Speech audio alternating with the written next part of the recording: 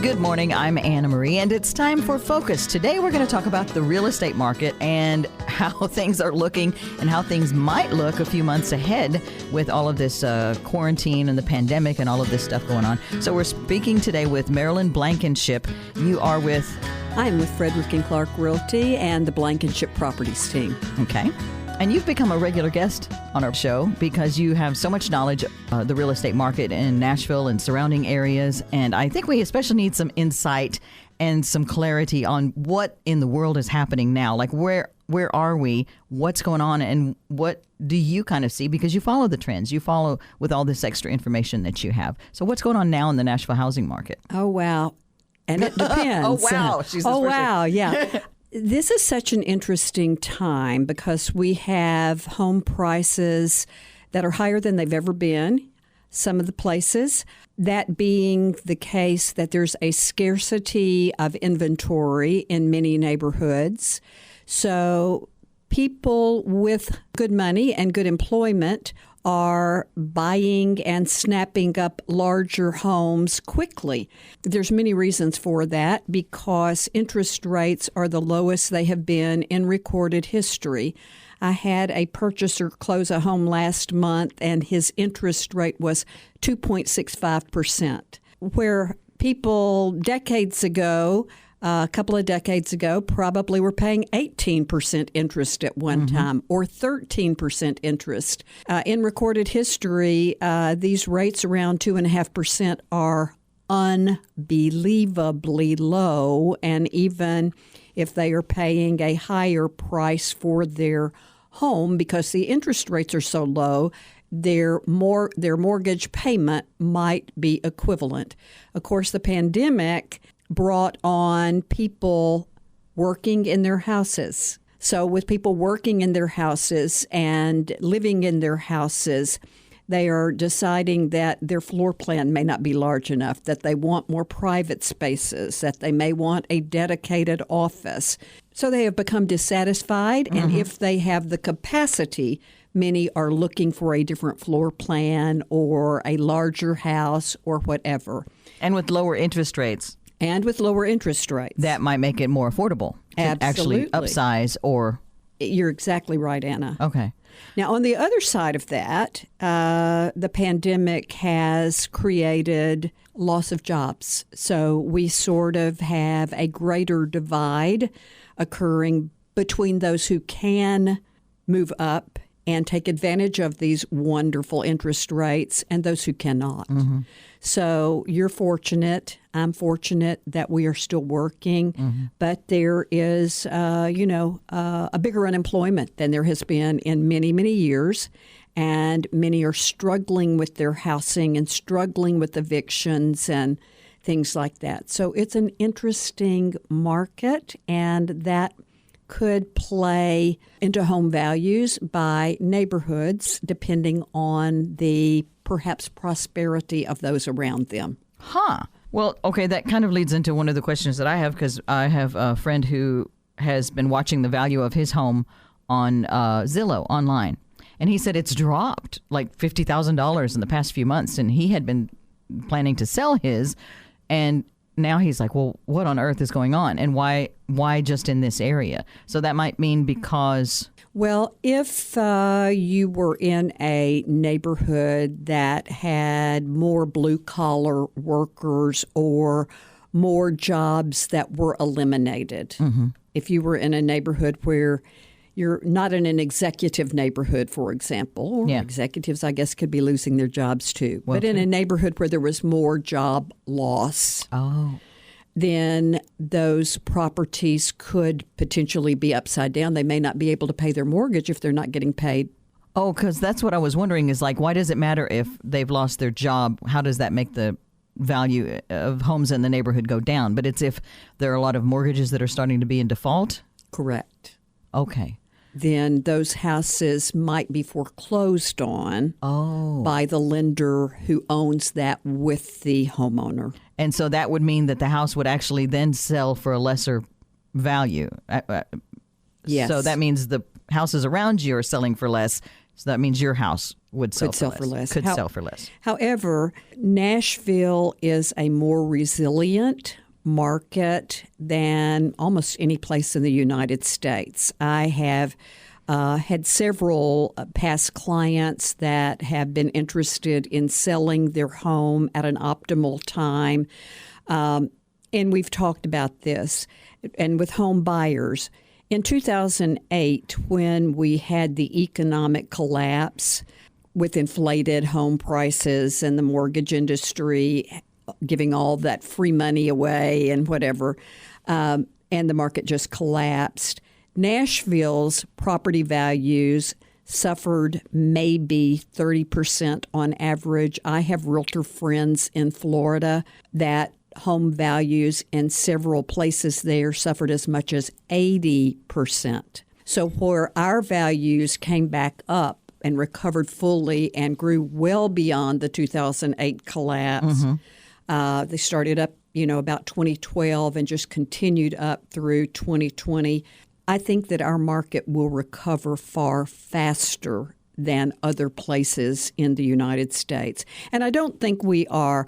I mean, I will close a home Monday that the seller is getting probably the highest price in his neighborhood for a home of similar size. That's ever happened in that neighborhood.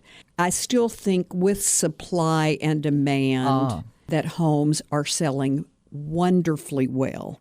I do work with a number of investors who are continuing to buy properties for rental, that they can be landlords and put a string of properties together for tenants. Yeah. And Zillow is not always right. Yeah.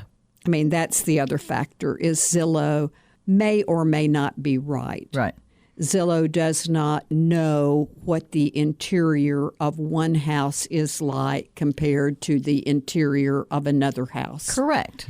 Your house, for example, since I worked with you when you bought it, is lovely inside, and I get to see the improvements that you make to it, and I get to see the way your decor and your decorating skill presents. And a home that is clean and presents well can sell for more than an average cost per square foot might indicate. Okay, good to know. Do you foresee us continuing to have that supply and demand situation? I know there for a while, didn't we have something about people not being able to get the materials to build new homes? And did that make the homes in supply even fewer? What was that all about? That's an interesting question and a great question. And of course, the pandemic has hurt a lot of inventory. Even if you go to the grocery store, sometimes they're saying green beans are out of stock.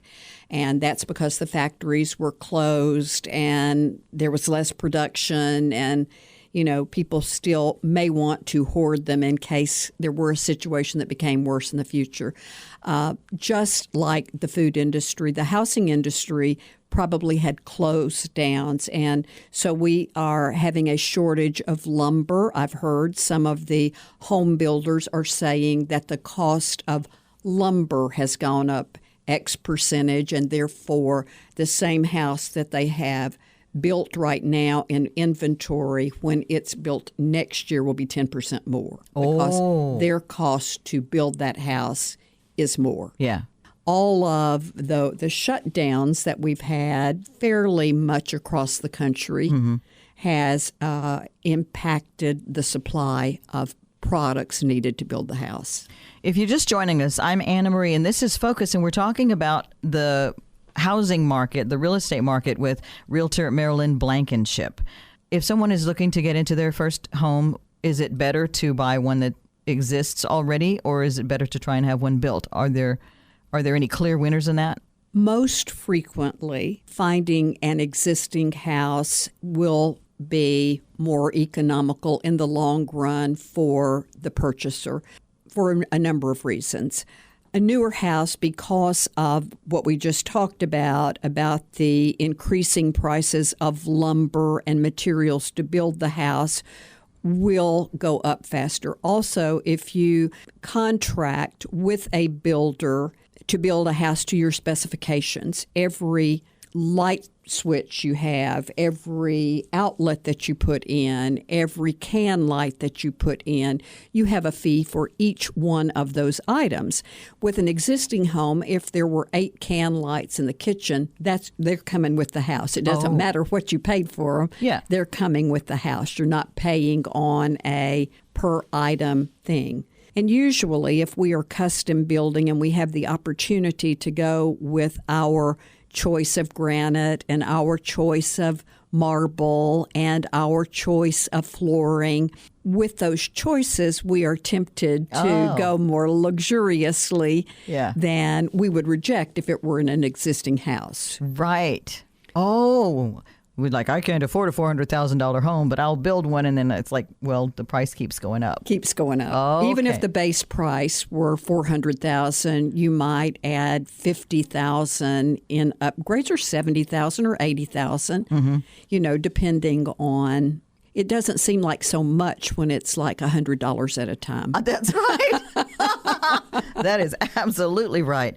Are there certain areas, you were very good at this last time, certain areas that seem to be growing and becoming more it areas? Everywhere around Nashville is more it areas now. I mean, it's still, I have a daughter that lives out of state and would love to move back to Tennessee, and she has a large family, so they would want at least 4 bedrooms. Even if they put 3 boys in 1 or 2 bedrooms, they would want at least 4 bedrooms, at least 3 baths, and whatever. It's very hard to find that in Davidson County anymore. Very hard to find that in Williamson County. Wilson County and Rutherford County, Sumner County still have some opportunity for that. So you can get close to Nashville or in our larger metro area. But Davidson County has very limited opportunity like that anymore. Wow. Now, if you had fewer bedrooms or fewer baths, things do get more available. Oh, okay. I gotcha. Are there certain industries or fields where business is booming and those people are able to continue to buy real estate and to buy homes? Because I know like musicians and food service people and retail people, they've lost jobs, lost hours, and many are struggling. Are there certain industries that are just booming because of this and where it kind of stands out that they're able to continue to buy? I think that's a very good question, and I wish that I could give you a definite answer, and I don't really have a definite answer. Doctors who are sought after can find jobs easily, and they can frequently get 100% loans. A doctor has the opportunity to get a 100% loan because banks know that they will have a secure job and will be able to pay back their mortgage, and so they are afforded more generosity from the banks in their lending practices. I've just worked with a doctor who just closed a home last week with a 100% loan. Wow. But they know that over time his income will be rising too. And it's pretty much a sure thing. His parents are retirees and he's an only son. And so the parents probably have saved well all of their lives. And so they moved to be near their son, this doctor. I think people in technology probably have a more secure job field. The technology is in every field now. There is no field. Even if you were in the food industry, you have the technology with your ticketing and your ordering, and so every field there is technology. We're working right here with the technology of radio right now.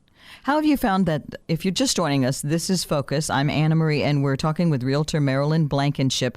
Since you're still clearly selling homes and helping people buy homes and sell homes, how has it changed? How has the pandemic changed that whole scenario? I mean, I remember there used to be open houses and everybody would eat cookies and sip tea and look at the house, and it was like a little party in there. What is the scenario now? It's changing from what it was in early March and when the COVID pandemic first hit and we had market shutdowns of so many businesses. Real estate was considered an essential industry, so fortunately we were able to continue operating.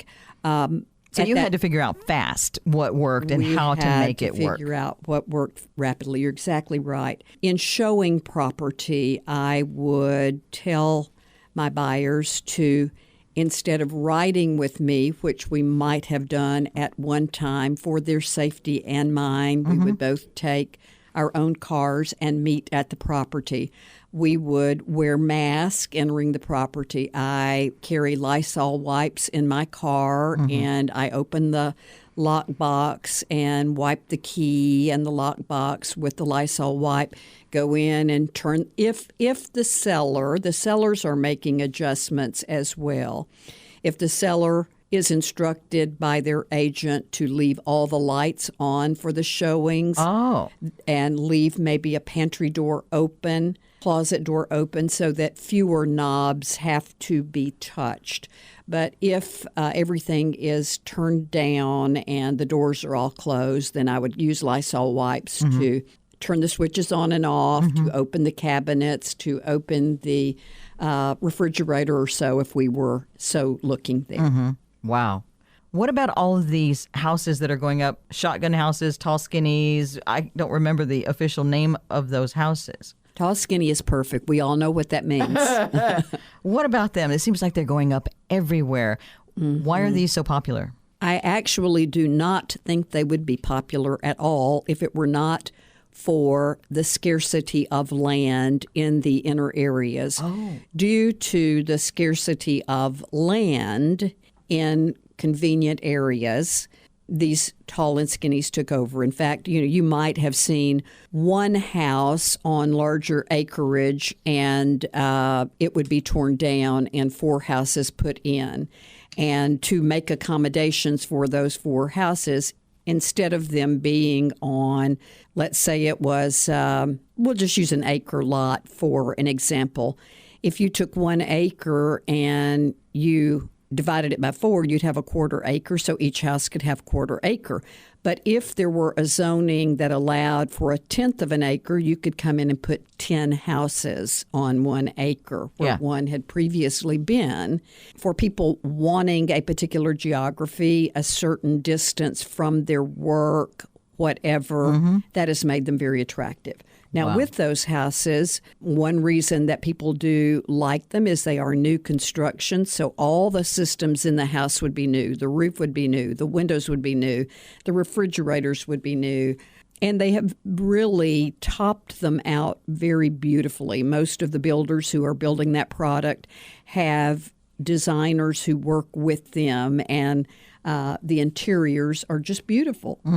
But we see people moving away from those. In a pandemic time, we are seeing people being less interested in working in the city, and we are seeing some level of people wanting to flee the city so that they can get back to having space around them rather than a proximity more crowded. Yeah. Does it tend to be first-time home buyers who move into the tall and skinnies? Not necessarily. Just depending on where you want to work. Yeah, where you wanted to work or live. Some people have certain lifestyles that they want. And if the lifestyle, say they want to live X many miles from a Tiffany store or X many miles from a Nordstrom store or this close to a Whole Foods, that's a lifestyle decision. And you pay for that.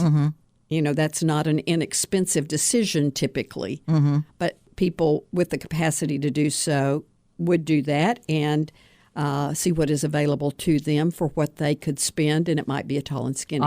In that area. Yeah.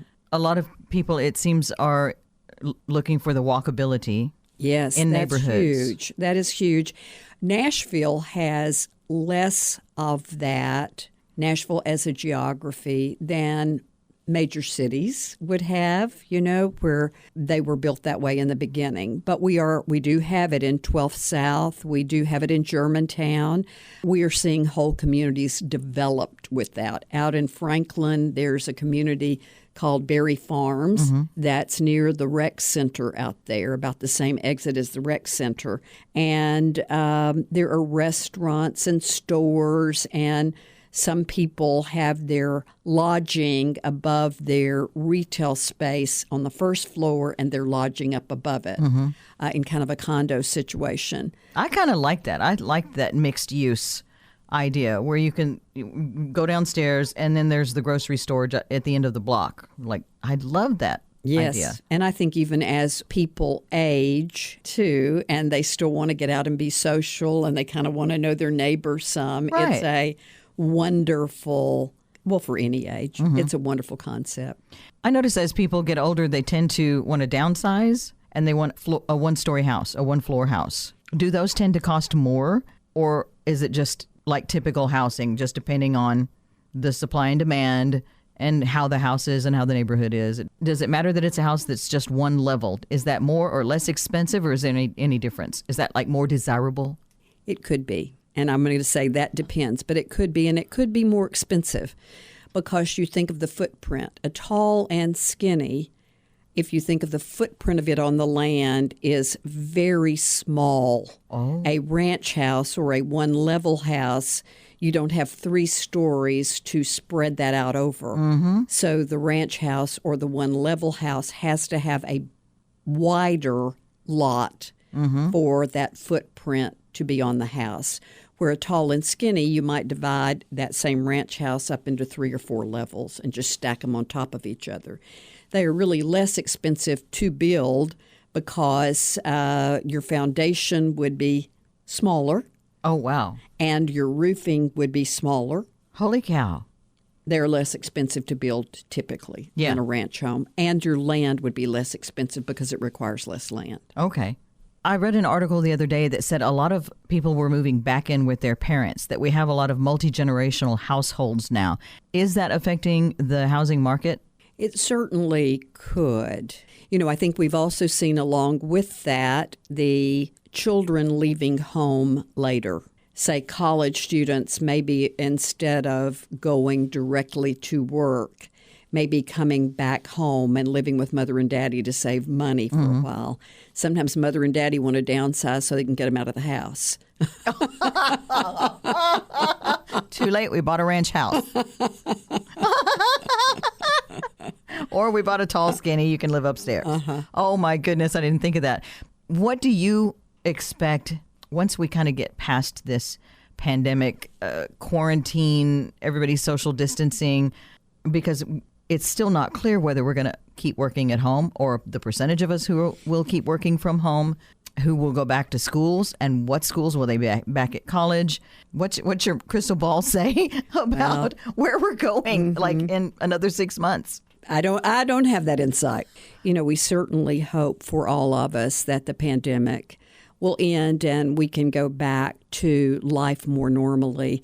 And you know how I love to hug, and I would have had my arms all around you, and I know you would have hugged me back. Yeah. And it's so hard for those of us that are touchy-feely people to have all of this distancing. And I'm all about wearing my mask to protect myself and others, and all about the hand sanitizing to protect all of us as well. But it certainly is not a way of life I would like to see continue. I would love to see us comfortable.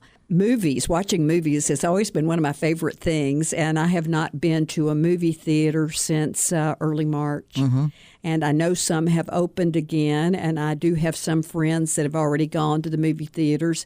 And even though we watch Netflix and get great movies at home, there's something about the common experience of being united with people in a theater that's different than watching it at home on your Netflix. There's so many things that we do with other people, eating out with other people, feeling free to shop. You know, we haven't needed anything but pajamas. Or last year's clothes were pretty good because nobody is seeing them. So. I know they're still fine. I noticed that my girlfriends and I would always meet at lunch and maybe have a margarita and just sit and visit and just laugh our heads off. And Ron and I, my partner, would go on date nights. We'd go after church. Maybe we'd go have lunch. And then on the weekends, maybe we would go out someplace and have a meal. And it just feels like a big, important part of our lives has just been tamped down, at least for a while. I agree. And so hopefully we will get back to normal.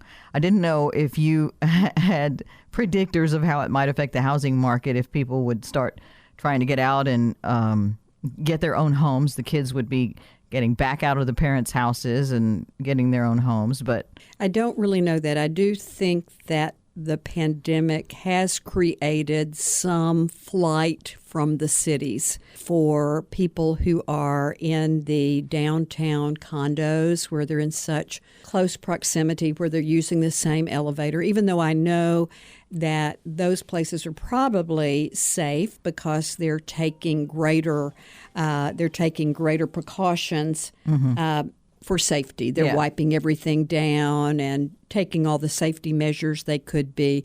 But, I'm hearing people, I have a dear friend that's moved from this area to Montana. I have a prospective client that has a number of properties, several of them are downtown, and he's thinking he wants to move to Montana. This whole pandemic situation that we've had and even rioting and such like that have changed people's perspectives on their choices and their lifestyle.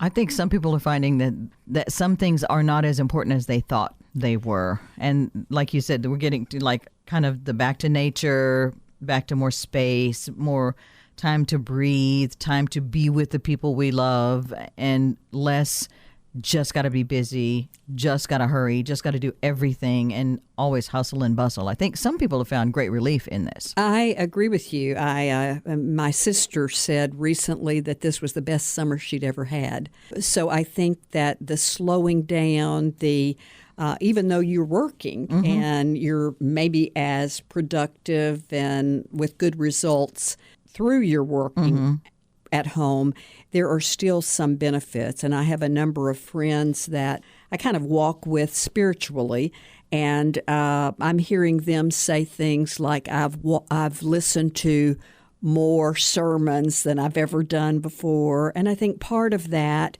has been the needing to feed their soul, to stay encouraged, to stay positive, not to give up, not to go to fear. It's kind of like, I'm trying to remember the joke. It's like, girl, don't stand there in the refrigerator. You're not going to find a guy in there.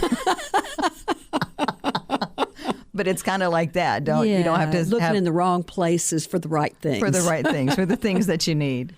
Are there any final thoughts that you would like to leave us with today about the Nashville housing market or just in general? As far as the housing market, because of the scarcity of product, the scarcity of good inventory, because of the low interest rates, it still can be a very good time to buy and sell. Many are finding they've never been able to get a higher price in the sale of their home.